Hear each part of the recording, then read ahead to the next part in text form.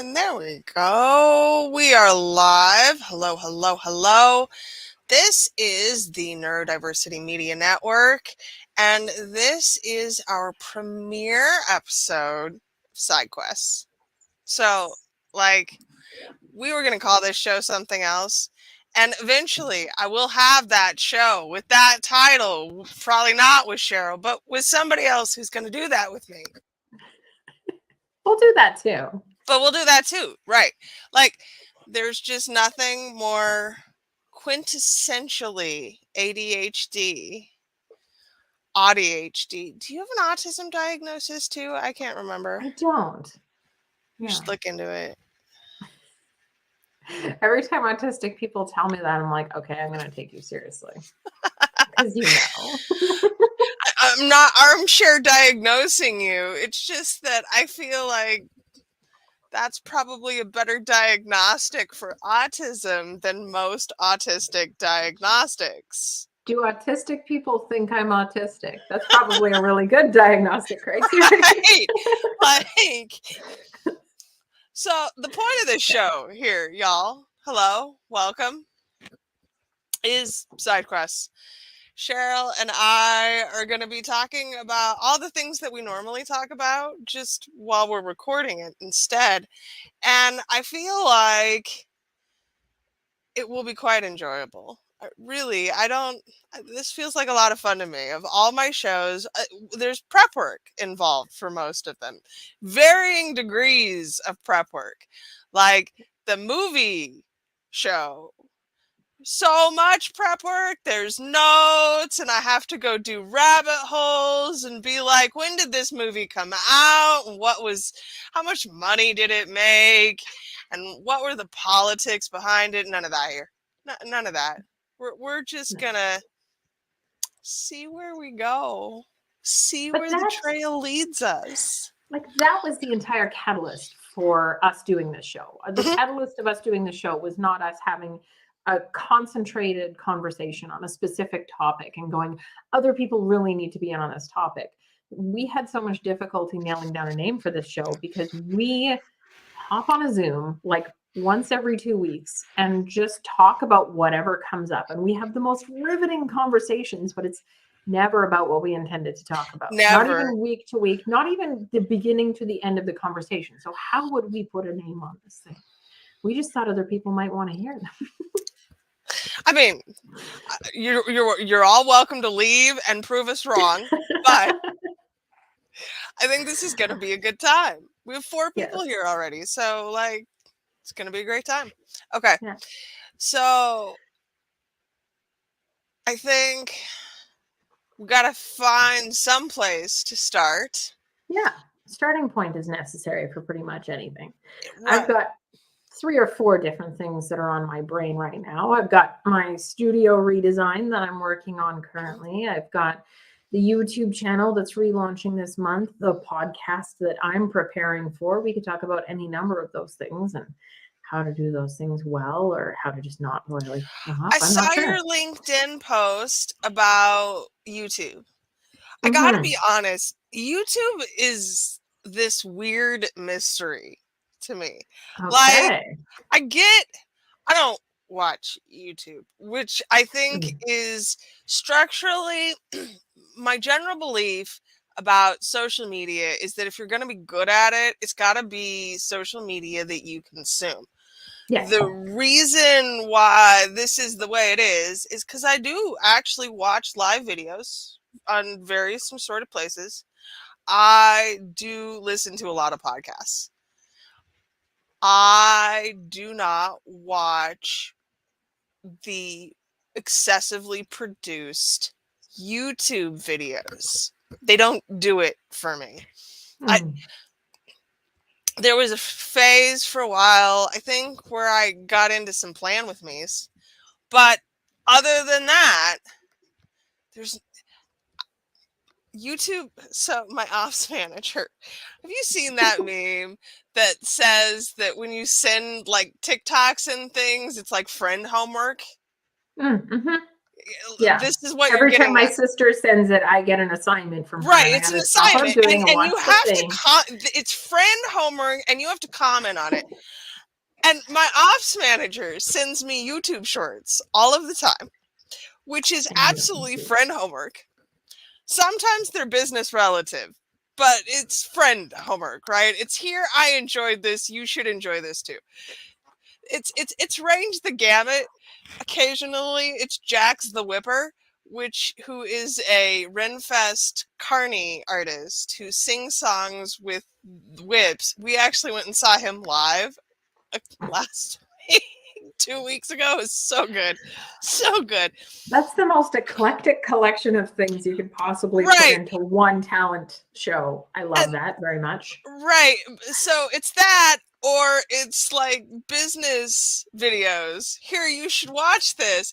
And I never know which one I'm getting from her. So I have to watch them all, which is, I think, part of friend homework. But I don't, when she sends them to me, my reaction is not, oh, hey, let me input this content. My reaction is always, God, that just seems like so much work to me, because I no longer consume content without looking at the production value therein, because I spend so much of my life creating content. Yeah.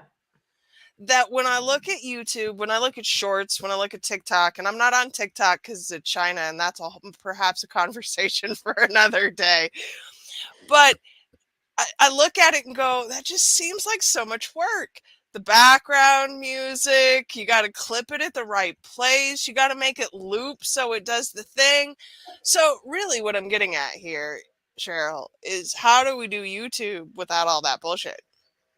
I think you're actually onto something at the very beginning, though. It's that you have to create content on the platforms that you consume. This is actually when I did my 100 days of content for ADHD people course program thing that I started. That it's going to have a better name when I actually turn it into a real thing. One of the key things that we did in the beginning was identify, like, what platform do you open automatically when you sit down? Like, you're sitting on the toilet and you pick up your phone and you're trying to kill 5 minutes or what apps do you open? Where do you actually go? Because that's the place you should be creating content, because that's the place you're going to be going to engage with people already. And so many of the people, because of where my audience is, we're like, Facebook. Facebook is what I open. So that's where they're going to create content. For me, YouTube isn't just something that I want to do because, it's a cool place to get some of those higher ticket clients, or there's lots of SEO traffic and stuff like that. If you read my post, you know that SEO traffic is doing balls right now on there anyway. But YouTube has been my primary video consumption for the last 6.5 years, like to the point where I haven't watched cable in freaking forever. Who does that anymore? What's cable? Right? Netflix. I don't watch produced television or streaming shows. I don't watch Netflix. I don't watch Paramount Plus. I don't watch HBO Max.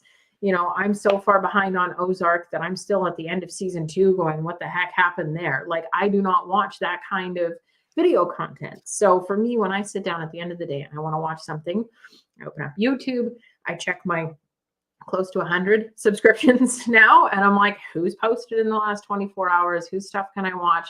Get through all of that. All right, great. Now I'm over to the home screen. Who's doing stuff today? What's a channel I haven't watched before? Now that their suggest algorithm actually doesn't completely suck, I'm consuming that content. Yeah, I will concede that has been very helpful. Because I'm getting, which is not to say I don't watch YouTube, just that I do not typically consume the heavily produced, like Mr. Beast, not a thing in my YouTube stream, right? I watch a lot of podcasts that are live, like this one. Yeah. Because I don't have to watch it, I can just listen to it. And I do watch occasionally, like, history or educational videos. I am learning ASL right now through a delightful YouTuber. yoga with Adrian, right? Like all of Adrian's these amazing. things that I do consume on YouTube, but I look at the overproduced stuff and I go, I'm not doing that.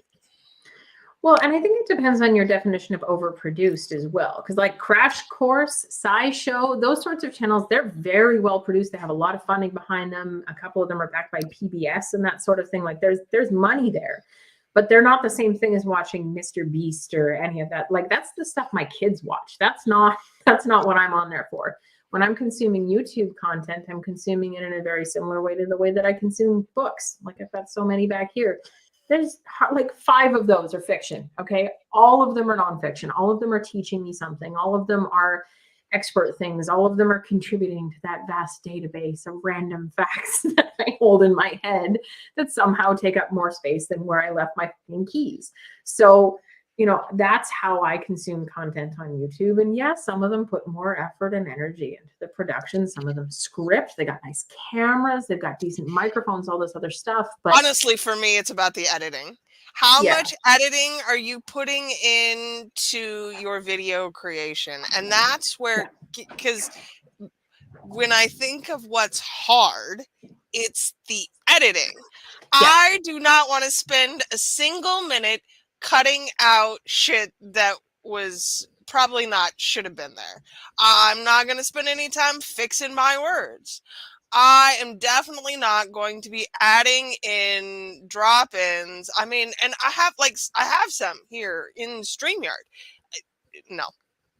No.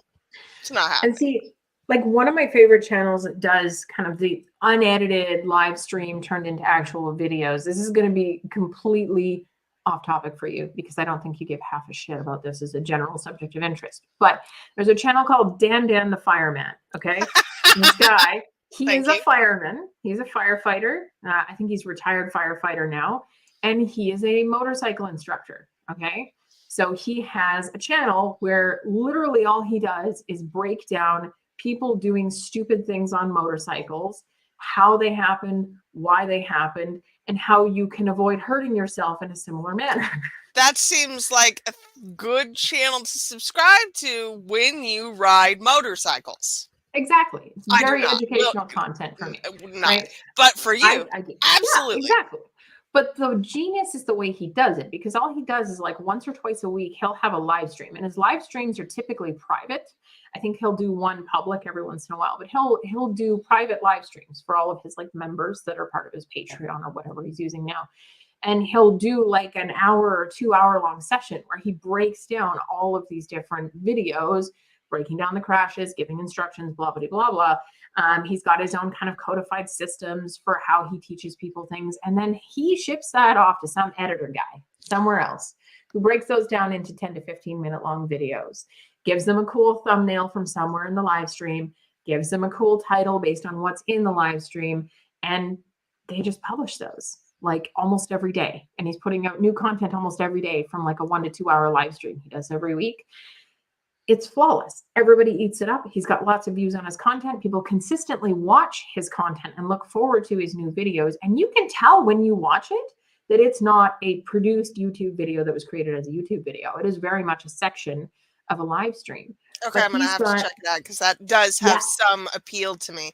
I've got a friend who is using a TikTok editor who came out and recorded her in her warehouse, because she actually has like a warehouse, and they just, you know, change shirts as shifted from location to location. It's quite like, I can see that this was all done on the same day. But when you're doing this for short form video, that matters less. Yeah, exactly. Because they're not being all posted at the same time. And you can see, like, there's most likely a library of dozens of videos that Dan has that he has banked that he hasn't even put out yet from these live streams that he's created. But he's not having to produce videos. He can when he wants to. And that's essentially going to be a lot of my strategy for YouTube over the coming year. I'm going to have videos that are somewhat produced, but they're very much going to be in live stream style. They're just going to be like a solo podcast episode, essentially, very unedited. I'm going to throw a little bit of editing in there as I go, but I'm probably just going to get someone else to do it. Honestly, like, why I know how. I have Premiere Pro. I'm actually decent with it, but it takes me so much time and I'm just not that interested in it, right? So I'm going to get someone else to do that part for me. And yeah, I'm just going to create live stream content. Some of it's going to be interviews, some of it's going to be solo, all of it's going on the YouTube channel. Mm-hmm. Yeah. Yeah, I think figuring out the ways to make it easy, Yes. right? And you can systematize the process and then farm out all the shit you hate. Yeah, exactly. And like even just taking that YouTube content, for example, that's kind of the seed for each bit of content. From YouTube, it goes to an audio podcast, and then it goes to a blog post. It's a transcription edited of the audio podcast, and then it becomes a bunch of shorts and reels. It becomes Facebook posts that are broken down out of the blog post. It becomes emails that are just, email versions of the Facebook posts. My entire content engine comes from me rambling at a camera, a couple of times a week, sometimes with someone, sometimes without, and it works just fine. Yep. And I think the more you figure out ways to duplicate your content, if you're going to be everywhere, then you should not be creating original content everywhere. You should be creating it in the appropriate style. There's a difference between Reels and TikTok videos, and I am deeply, deeply annoyed when I am watching YouTube Shorts and they haven't even removed the TikTok logo. Like, so annoyed. Fraction of effort there, buddy. Just right. And teeniest bit. There are apps that do it, right? Or you can record not in TikTok. Use CapCut. It's great. So I think that makes a big difference.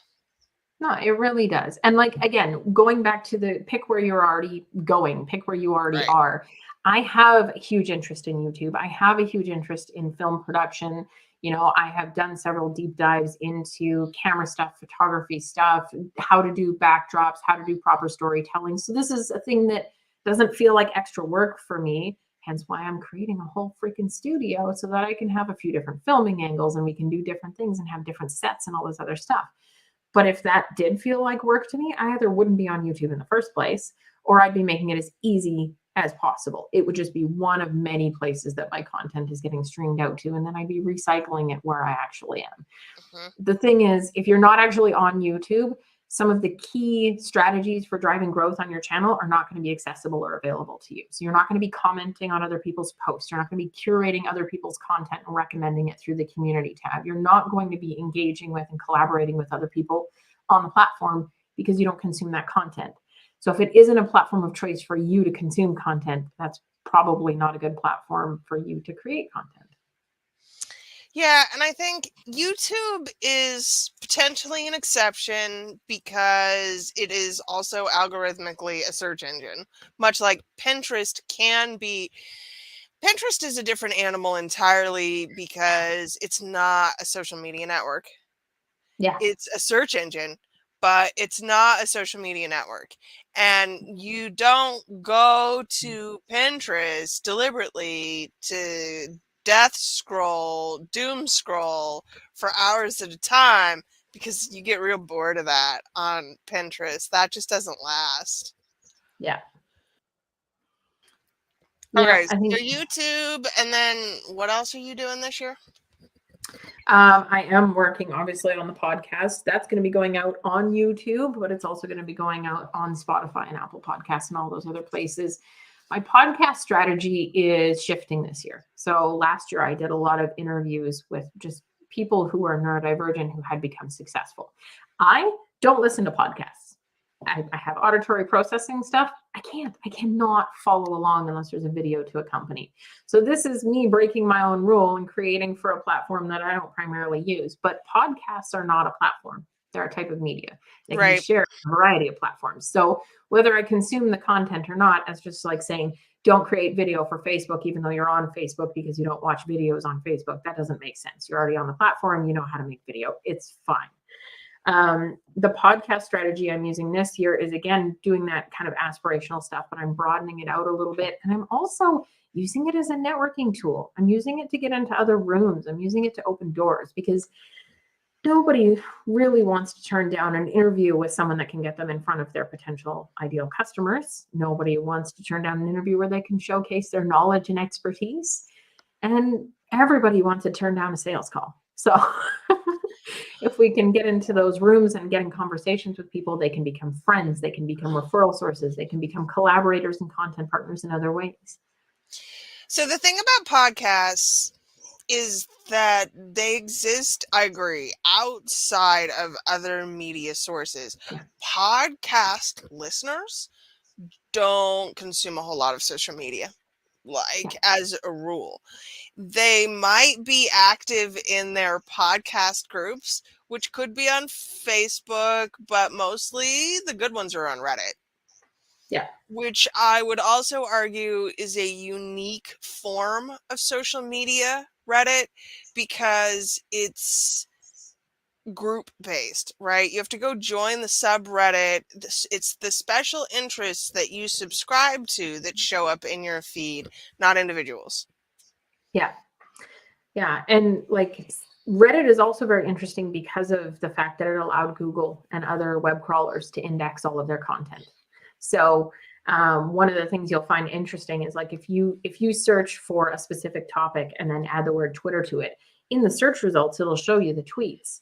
But if you actually click over, it'll go to that person's main feed. It will not take you directly to the tweet that you were trying to reference or see the thread on. Same thing with Facebook, same thing with Instagram. It doesn't take you to the content you were looking for. It takes you to that person's feed because they haven't allowed crawling. Because they haven't allowed crawling for individual social media post types, which is not the case on Reddit.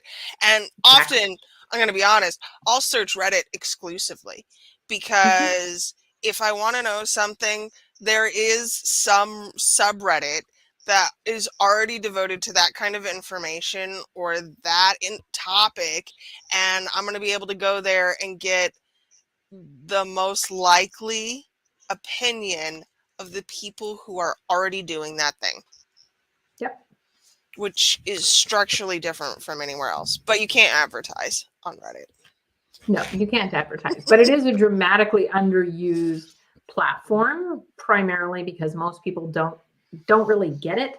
But the early adopters that have been on the web for 10, 15, 20 years, they're off social media entirely, and they just hang out on Reddit now. I mean, not exclusively, but I only use social media for work unless it's Reddit.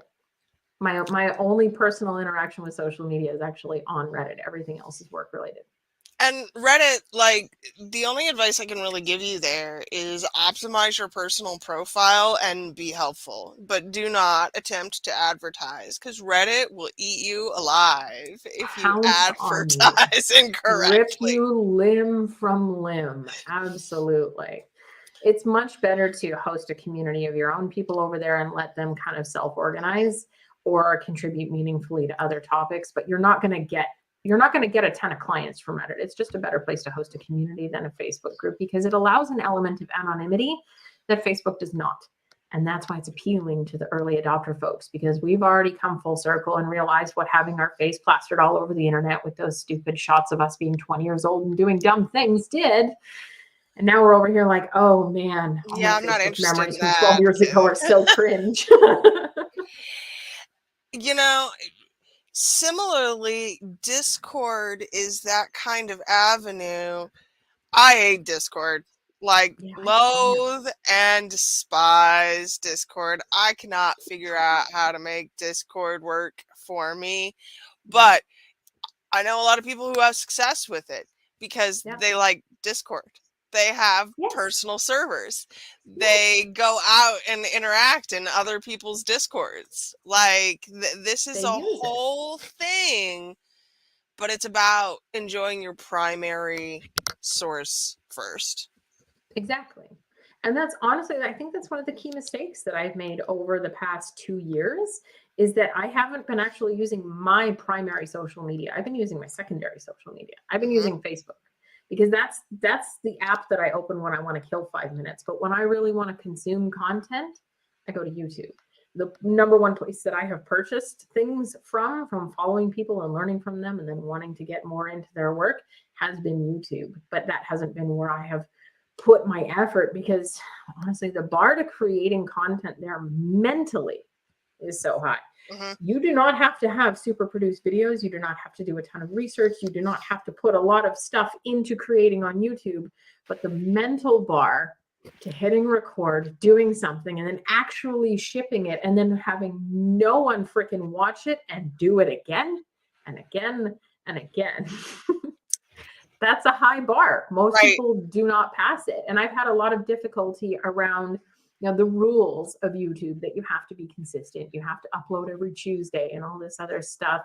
And just buying into that bullshit, which is, it's not true. I have done so much digging into the platform, and all of your favorite YouTubers, all of the ones with millions of subscribers who are in the niche that you're trying to operate in, look at their first 20 videos and tell me they were every Tuesday.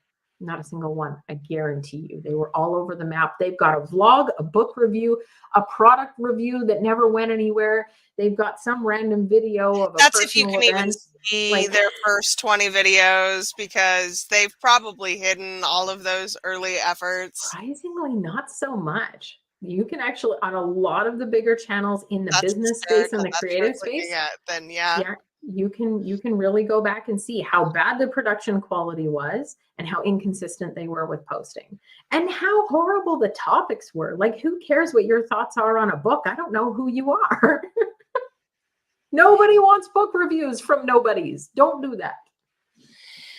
And I think that it's really interesting to consider where you've spent money, because I think about that, and by and large, the most money I've ever spent in terms of products, services, it's all in my inbox. It's all in email. Like, I buy a lot of things from being on people's email lists. I like email. Email is delightful and enjoyable to me. And yet, my email conversion rate is terrible because I am inconsistent about email and have never put the appropriate amount of effort. That is actually my new strategy this year, is doubling down on email and my subscription platforms, because I'd rather spend this time recording and writing and doing those things than trying to teach you something that requires a produced course or a container of some kind, right? Yeah. I'm seeing a lot of people very burned out on communities and things right now. I know for a while, my primary spending started going through Facebook groups. I was buying a lot of things that I learned about from Facebook groups. And what happened was that I wasted a lot of fucking money. A lot of the things that I bought through Facebook groups or people that I learned about from Facebook groups were not all they were cracked up to be honest. Like, I probably spent close to $25,000 on things that did not work out very well from my learning about them in Facebook groups. And yet easily that much money, probably more. Right? Exactly. And like YouTube, even a book recommendation, I can get a random book recommendation, something I should pick up on Amazon. I go over, I buy it. It's one of the best books I've read all year. I purchase a course of someone that I've followed for 6, 12, 18, 24 months on YouTube because it's something I really think is going to help me implement what they're teaching. And it actually is. The funny thing about a video platform, based on how valuable your content is and the kind of watch time it gets, is that the people that manage to succeed on that platform tend to teach well on video. Well, and there's a longevity aspect to both YouTube and email, which is not present on Facebook, and I think is one of the problems that I've had with Facebook. I like developing longer term relationships. I'd prefer, honestly, that you were in my world for a while and knew me a little bit before you dumped a bunch of money in my lap, because that does not always work in my favor. If for some reason you don't know that I smoke pot, for example, or that I am not in a hurry. And if you've just encountered my website, we may not have had enough exchanges for that to become evident. Yeah. I think For one-on-one work, for sure. right. I think there's real value in consuming content in places where you can develop long-term relationships with your content creators slash gurus. I hate that word and don't personally apply it to myself, but the fact remains, people who develop relationships with you that are particularly what's the word, Cheryl? Not sure. I'm not sure either. Parasocial relationships. There we go. People who develop parasocial relationships, that requires a little more time. Yes. Right? That's not something you can watch one of my videos and feel like you know me, but to actually develop a true parasocial relationship without me being involved requires time. Yeah, exactly. Yeah. And it's not, I don't know. I talked about this a little bit as well in my post about YouTube strategy, because it was about YouTube strategy, but it wasn't about YouTube strategy. It was also about everything that's currently changing in the online landscape. And one of the things that I talked about was how the whole influencer thing, like everyone's like, oh, influencer marketing is dead. Influencers are no longer a thing. No, they are very much a thing. And demographics are really what's died. You can no longer tell me that every 36-year-old, mom of 3 kids in Canada is going to have even remotely the same interests or values or purchasing decisions that I'm going to have. Because first of all, I'm a bit on, this is the left side of things. There are people who are a little bit on the right side of things, and we're going to have dramatically different decisions based on those factors in several areas. And then you go further into that and you get more through the moral ends and the whole social division thing. People do need influencers. They're gathering around influencers now because they're finding people that align with their morals and ideals. And they're asking, what is this person doing? What is this person who embodies the things that I believe in doing? What are they spending money on? How are they spending their time? Who are they associating with? And they're trying to model their life after these things because they trust their recommendations. It's because, in part, there is no common media anymore, right? Yeah. Like pre-internet, one could make reasonable assumptions about the media that you consumed. Because there were only so many media sources available. And if I was a 40-year-old woman, I was watching Sex and the City. You can't even assume that I know about that source of media anymore. And it becomes painfully evident when you try and talk about media in particular. Like, there are so many shows out there that I have never heard of because I don't spend a lot of time consuming those particular media sources and don't know or understand them. So I was reading an article recently on Puck, which is one of my favorite entertainment media producers. And they'd done a survey about recognition of shows based on what network they were on. And people who watched Ted Lasso, couldn't tell you that it was on Apple Plus. Like, I was just going to ask you, what is that even on? I don't know. Right.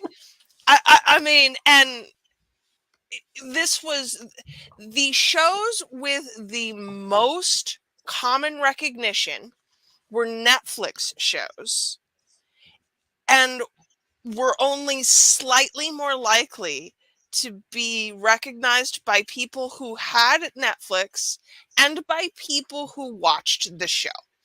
Because what we're saying here is that we are consuming so much media, we don't even know where it's from. And even if we watch it, my ability to identify where it came from is low. Yeah. So we follow the show Right. instead of following the platform that it came on, which is Right. exactly why What a guru influencers is. are so much more important to marketing Mhm. these days. And honestly, why it's important to become one. And that doesn't mean you need to be drinking your fit tea and posting monochromatic Instagram photos that include No convenient sad shots of your butt, beige. No right? sad beige. No more sad beige. No, I was actually just having a whole conversation last night about the whole colonialism and why we are monochromatic in the first place, and the whole attachment of color with cultures. God, I hate that word. And why monochromatic things became so luxury and trendy in the first place. It's racism. That's why. It's terrible. But we don't need to embody all of that to become an influencer. We just need to have a viewpoint. We need to have something to say. And you cannot do that by glossing over all of the values and morals and important decisions that people make on a day-to-day basis. You cannot be corporate about it. You have to actually have a point of view. You have to stand for something. You know, and arguably, this is where we talk about cancellation not being real. Yeah. Because if Jordan Peterson, I don't claim him. He's from Canada. I don't claim him. you know, and here's the thing. I've read his book. It's not bad. Shockingly, not bad. He went a little insane. That's the thing, you know? It kind of took a Mel Gibson curve there. And still has a devoted, dedicated audience. Because there are people who, I mean, Tate is another example of that, right? I was just going to say, Really? man's in a Romanian prison for human trafficking, and he still has people cheering him on. Listen, and there's nothing more peak internet than that whole thing, because he's in a Romanian prison because he got into a Twitter war with a teenager about his car, an autistic teenager, about his car collection. I mean, there's literally none of that should be a sentence that I speak in English. None of that. And Twitter, internet should not be media, and yet it is, right? Yes. How many Newsweek articles have you accidentally read that were in fact "Am I the asshole?" posts on Reddit? Yes. So what we're saying then is that everyone is a consumer. Mm-hmm. Your best bet is to produce something of value. Mm-hmm. And of values, making your values and ideals clear so that people can relate to and understand you on the platforms that you actually consume content, so you know what you're doing. And I really encourage you to let go of any fears about saying the wrong thing or being canceled, or right at a certain point. There are, I mean, obviously this does happen. There's a line, but at a certain point, if people don't like what you're saying, you're going to attract different people. Yeah, like, I don't know, Yeezy. Prime example. Literally spouting off Nazi stuff. Lost all his brand deals. People started to GoFundMe to make him a billionaire again. I do not aspire to be that level of ignorant, but I do aspire to have that level of, I don't know, following to a certain extent. Although I feel like some of his is a bit manipulative. Well, and again, worry a little bit about the mob mentality that you are creating, right? That's dangerous. And I think even people who are aware of their audience and following are also aware that they have no control over them. Yeah. A good recent example of this was Taylor Swift and Ticketmaster. Oh man, we could side quest on that for a while. For a long time. I mean, we could do many Taylor Swift side quests, frankly. But in particular, her fandom went after her Because it was her fault. because it was her fault. Yeah. For aligning with Ticketmaster. Not only that, Ticketmaster actually gives all artists the ability to set market rates and market rate resale on all of their tickets. Individual artists can decide not to allow scalping. She decided to allow scalping. Well, yes and no, right?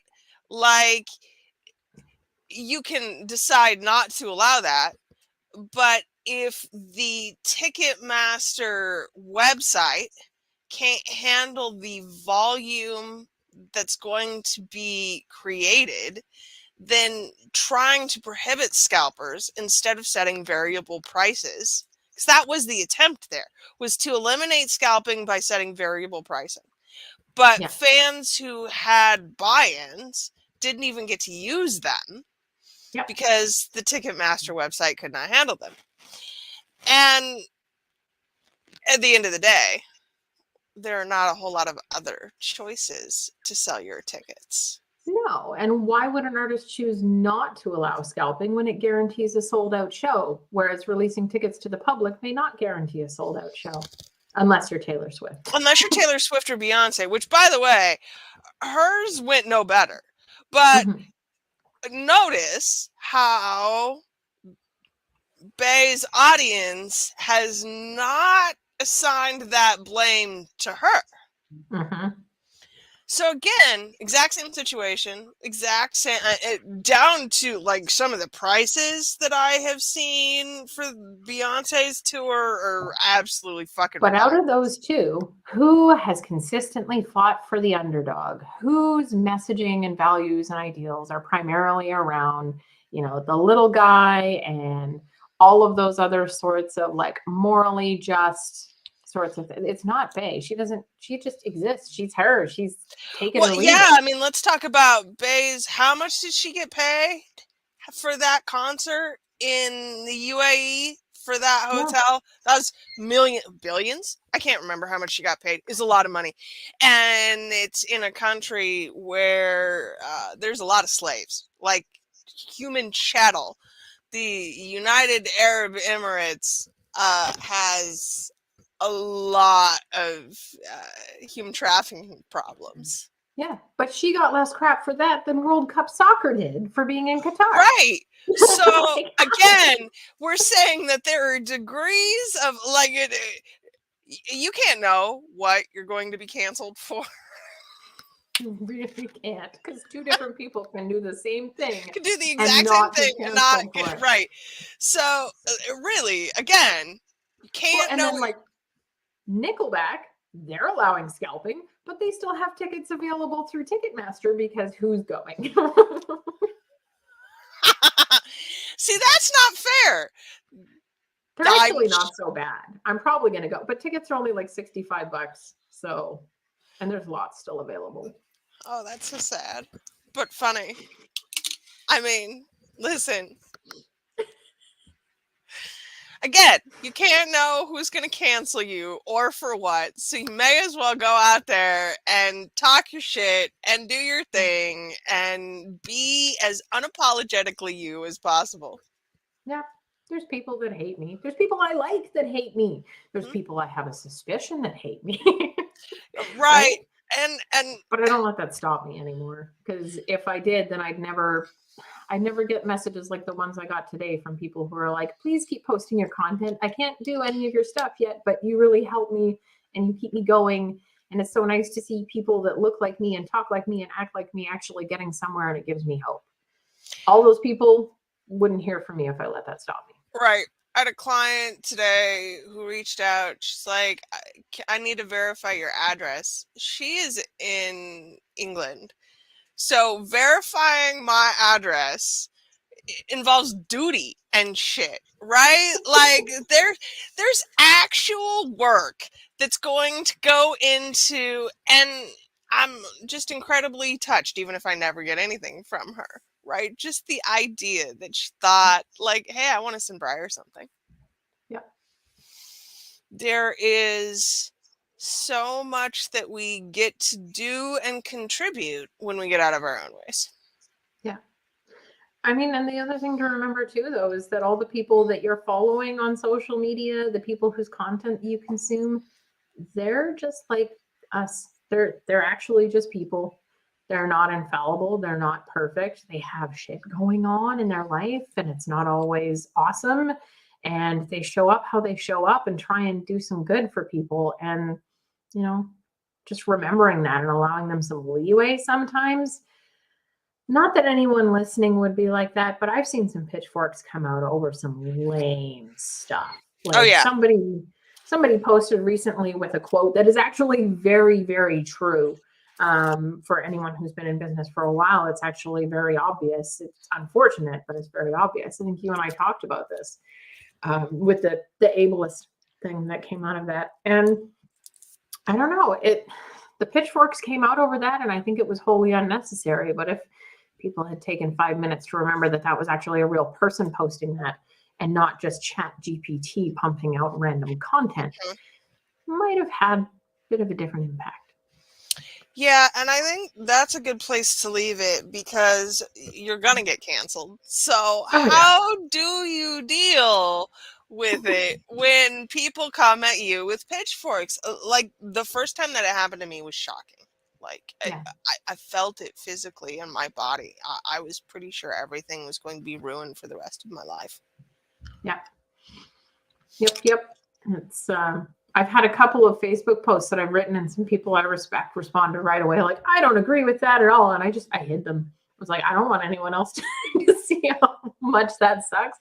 But honestly, I regret it now because there are people who needed to see that. And I let that one person's differing opinion stop me from doing it. So I think I've just hit the point where if someone cancels me, if I genuinely believe in what they're canceling me over, I'll explain, I'll double down, I'll get on a live video. I'm willing to be educated, always willing to be educated, but I am no longer willing to be subjected to ridicule or shenanigans because you don't like what I have to say when you can easily scroll past, right? Yep. Exactly. I think I'd like to leave everyone with a book recommendation because that's what I like to do. I mentioned it in the post. Maybe we can link to that on some of these feeds. Yes, go the LinkedIn post we've been referencing. Mm-hmm. But one of the books I want to recommend is about the value graphics thing. It's actually about value graphics. There's 2 books. One he just put out in November. I can't quite recall the name of, but We're All the Same Age Now is the first book. And it's basically how demographics died and how value graphics are where it's at and what you need to focus on. Finding common ground with people and making yourself relatable so that they'll follow you and listen to what you have to say as long as it's valuable, right? It's an important read, I think. You know, I think the problem now, especially with demographics, is that it has become so incredibly polarizing. If you are trying to talk to people outside of your demographic, right? And we're always blaming the young people who aren't millennials anymore, and they're not really Zers anymore, right? We've got don't tell them that. Right, don't tell them that. But I mean, I've got 2 separate generations in terms of my children, and like there is no difference in how they consume content structurally, except for their ages. There's very little difference in how I consume content or my husband consumes content. Yeah. So I think it's really worth doubling down on that information now. If you know what you're good at and you can produce reliably, then that's what you should do. If you have something to say, there's no longer any point in not saying it. Yeah. Yeah, Find the media absolutely. that's most comfortable, and then just go out there and say the thing, and don't worry about what anyone has to say back, really. Yeah, there's 9 billion. What is it now? People in this world. Not 8, all of them we're are going to still listen at to you. We're 8. still at 8. Okay. I knew it had gone up. I couldn't remember if it was 7 to 8 or 8 to 9. We're at 8. Okay. We're at There's 8 8 billion billion. people. Right. Even if Somebody's going to listen to you. 0.01% are interested in you, that's still millions and millions of Look people. at the flat earth movement. People will believe you. There's someone out there who will listen to what you have to say. Right? There be monsters. Yeah, just be aware of that responsibility and educate appropriately. But right, and again, know that you're getting people where they need to be gotten. If your information is relevant to past you, then somebody out there wants it. Yep, exactly. Another good book recommendation list. Feeling the urge to go to the bookshelf, but I won't. I'll just explain it. That's an actual physical side quest in a show about side. When we get up and go on a side quest, it's right there. I know. It's The Long Tail. The Long Tail is a really Yeah. good book to read about this. Yeah, sell less of more. The idea that now that geographic borders are essentially non-existent for most service type businesses unless they require physical presence, yeah, you can really find a niche for just about any dang thing. So say what you want to say and you'll get in front of those people. Yeah, I think the demystifying it at this point in time is really, it's time. Yep. It's more important to create than consume. And as long as you are making an effort towards creation of some kind, it will get you far in this world. Yep, absolutely. All right, that's enough side quests for today. Okay, are we done side questing today? I think so. I feel like we've gone in 15 or so different directions, and that's probably enough for most people. A lot of rabbit holes were covered, and we will be back with links. I'm going to make her leave them before we leave this room, or we'll never get them, because that too is likely to not happen on our side quest. Called out. All right, y'all. This has been Side Quests with Cheryl Breyer. We'll leave links so that you can find more. And for real, come back and hang out and side quest with us anytime. Tell your friends about our internet rabbit holes. They're fun. They're fun. You can find them all at the Neurodiversity Media Networks, which I will also leave links for. Okay. We'll see y'all again 2 weeks. 2 weeks. Have fun.